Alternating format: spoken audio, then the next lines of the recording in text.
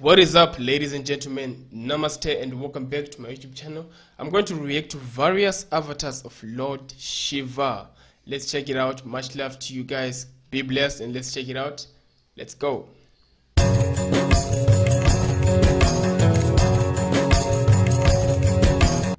sustain the law and balance of nature or existence, Lord Shiva took many avatars in various yugas.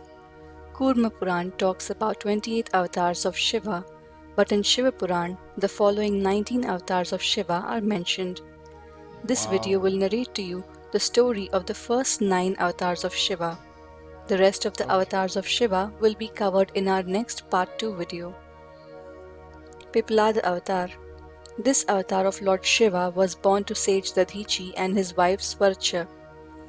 At the time when Dadhichi gave up his life to donate his bones to Indra to help him defeat the demon Vritra, his wife Swarcha was pregnant with Pippalada. To know the full story behind the death of sage Dadhichi, watch the video mentioned in the comments below. When Swarcha came to know about the death of her husband, she placed the infant Pippalada under a peepal tree. Then she committed suicide to reunite with her husband. The infant Pippalada was taken care of by Dadhichi's sister, Dadhimati. Pippalada was upset over the fact that his father died even before his birth. He was told by the Devas that the reason behind Dadhichi's early death was the trouble of Shani on him. He wanted to avenge Shani Dev for causing trouble to his father during his lifetime.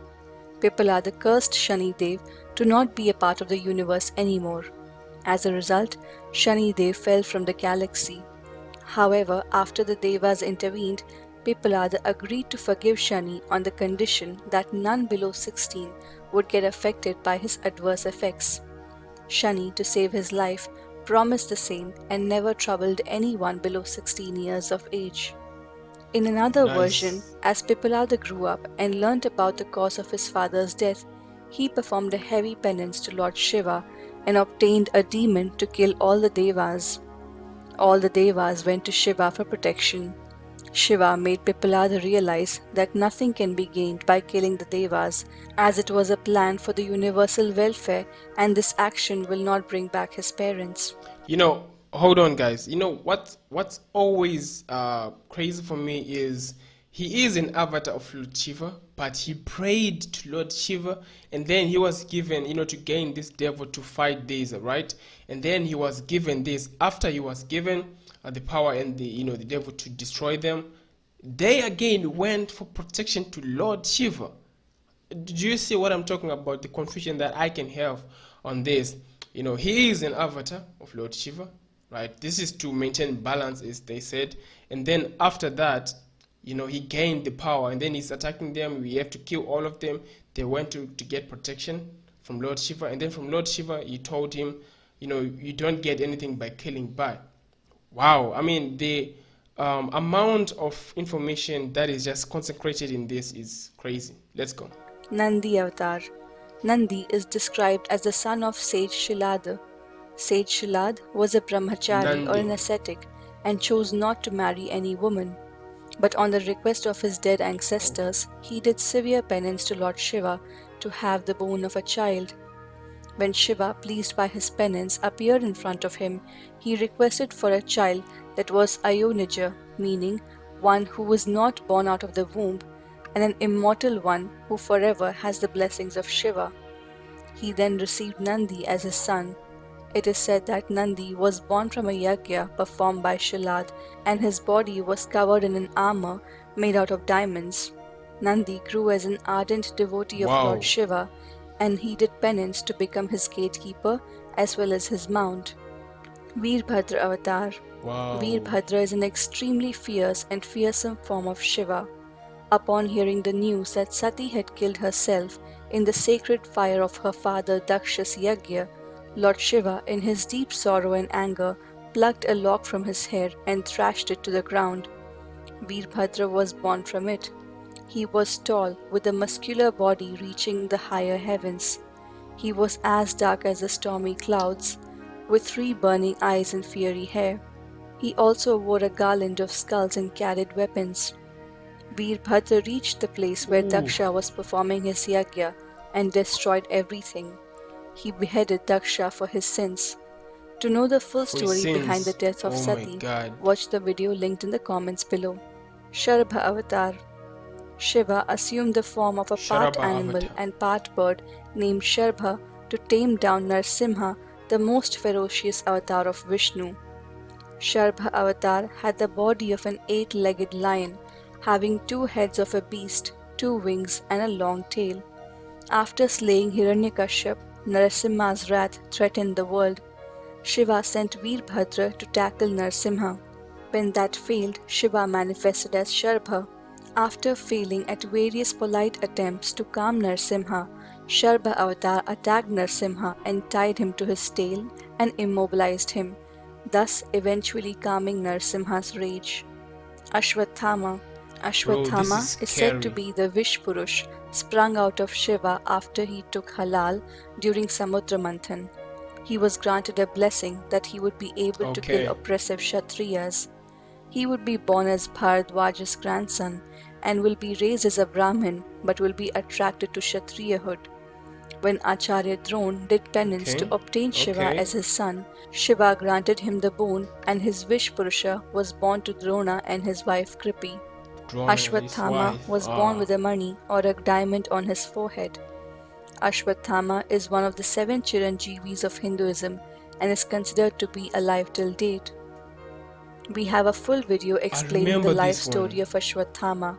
Click on the link above and in the comments below to watch the detailed story of Ashwathhama. Bhairava Avatar. That's The really Bhairava amazing. Avatar is also one of the fiercest avatars of Lord Shiva.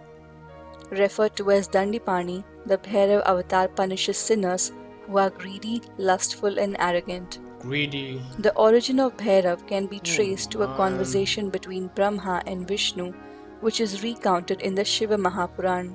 In this story, Vishnu asked Brahma, who is the supreme creator of the universe? Arrogantly, Brahma told Vishnu to worship him as the supreme creator. One day, Brahma thought, So I have 5 heads, Shiva also has 5 heads. I can do everything that Shiva does, and therefore I am Shiva. Brahma became egoistical as a result of this thought. Additionally, he began to forget his duties and started interfering in what Shiva was supposed to be doing.